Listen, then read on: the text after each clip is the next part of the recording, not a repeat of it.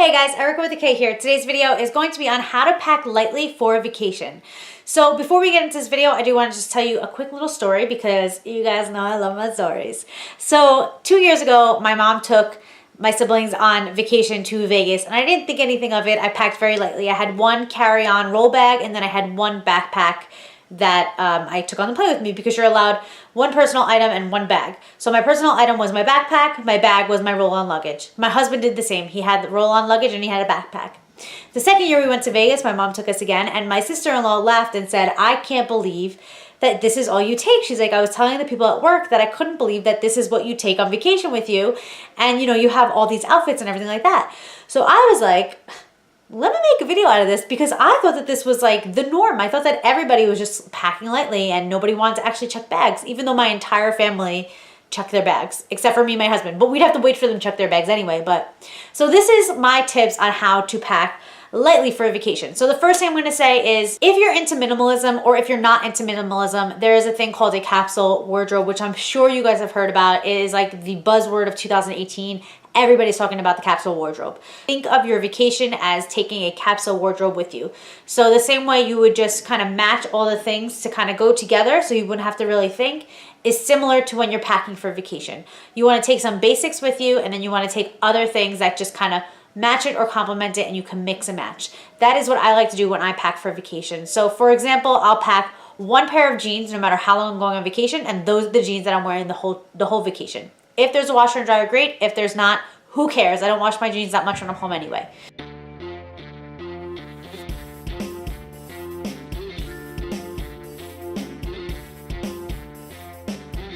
I like to start by picking out the pants that I'm going to wear or the bottoms that I'm going to wear. And from there, I kind of build my wardrobe. I decide what tops I'm going to wear with that. And then I also decide what shoes I'm going to wear. Kind of the same way you would think of a wardrobe, think about what you're doing to have that wardrobe is the same way that you would think about packing for vacation. What are we doing when we're going on vacation? Are we going by the pool? Are we going on a hike? Are we going, doing extreme sports? What are we doing that I need to pack for? So that is how you can decide what your wardrobe's gonna be and of course what your shoes are gonna be. I like to bring at most 3 pairs of shoes, not including the ones I'm wearing. So the ones I'm wearing have to be something that I could wear again on vacation. They are not just travel shoes.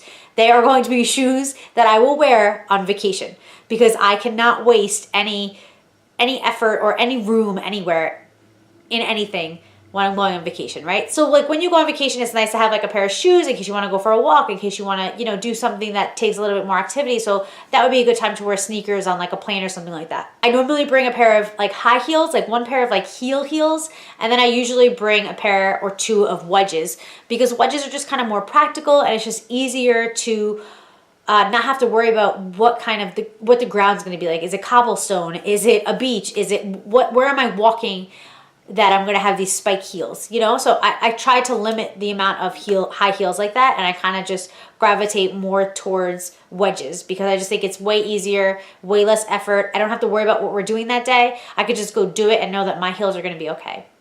I only pack 2 bathing suits and my 2 bathing suits are interchangeable. So I could change the top with the bottom and the bottom with the top and everything will match. So technically I have 4 bathing suits, but I'm only packing 2 bathing suits because my top and my bottom will match with each other. It shouldn't take up that much room in your wardrobe anyway. When packing undergarments, don't pack your undergarments until you know what clothes you're gonna wear because certain clothes require certain undergarments. So you wanna make sure that you have the proper undergarments to go with those clothes and you don't need any extra. Maybe 1 or 2 extra pairs of underwear, but that's about it unless you're a total bed wetter like I used to be and you might pee your pants, or maybe you laugh a lot and pee your pants when you laugh like I do. That's also a possibility. So always bring a few extra pairs of underwear with you, but make sure that it's things that will complement the outfit that you're wearing. There is no reason to be packing stuff that doesn't go with something that you're going to be wearing. When it comes to makeup, I like to pack all my makeup in little Ziploc bags just because I think it's so much easier and I have travel makeup that I travel with. So a lot of things are just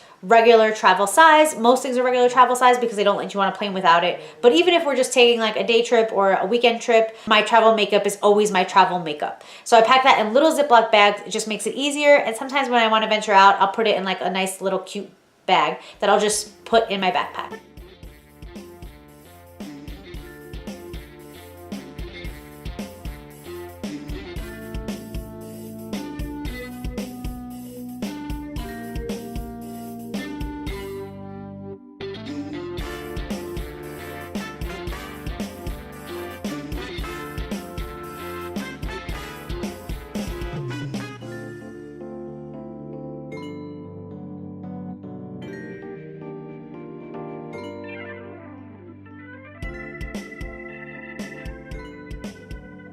The cool thing is that pretty much everywhere you go nowadays has a blow dryer in your hotel room or something like that. So you wouldn't have to bring a blow dryer, which is awesome. If you do need to bring a blow dryer, I would recommend a travel size blow dryer. They have these at Harmon's or Bed Bath & Beyond and places like that where you could pick up a small blow dryer. They have a small Babyliss, which is pretty much just as powerful as a big one. If you're somebody who likes to wear your hair straight or curly, I have the perfect tool for you.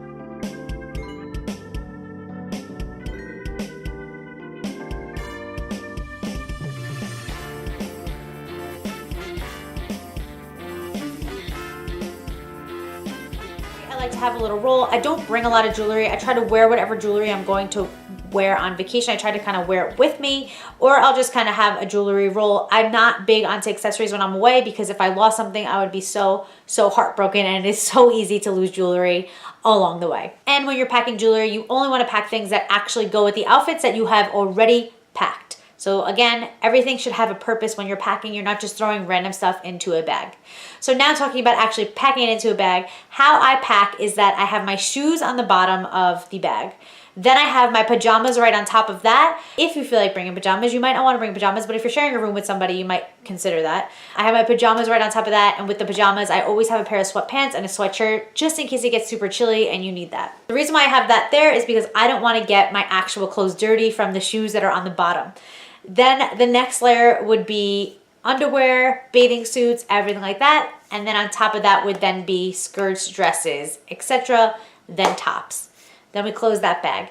Then we take the toiletries and we take the jewelry, accessories, everything like that. We put that on our backpack because that is always with us. That's kind of the more valuable stuff. You'll have your money in there, you'll have your IDs in that backpack and everything like that. Your hair tools can go in either bag. If you're using travel size, they can go in either bag, whatever you feel like putting it in.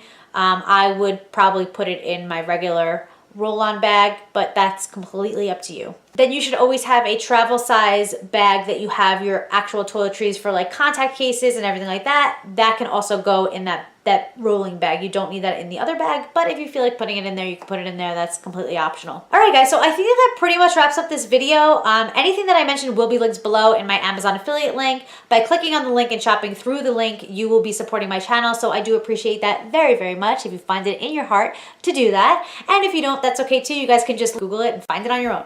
Okay guys, so that wraps up this video. Thank you guys so much for your love and support. Please don't forget to like and subscribe if you haven't already, and I hope to see you guys in my next video. Until next time, work hard, dream big, eat cake. Bye guys.